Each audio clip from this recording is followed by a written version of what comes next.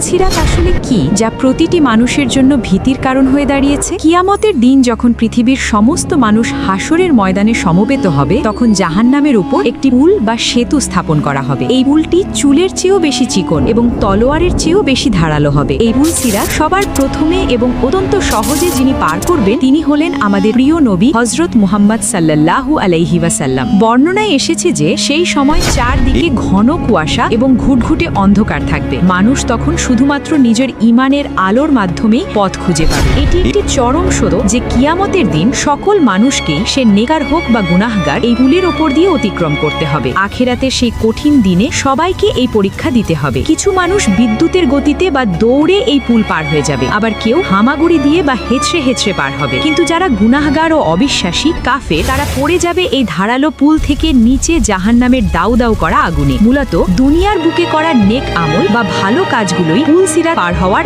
একমাত্র মাধ্যম বা বাহন হবে। দোয়া, আল্লাহ আমাদের সকলকে পুল সিরাত সহজে পার হওয়ার তৌফিক দান করুন। আমিন।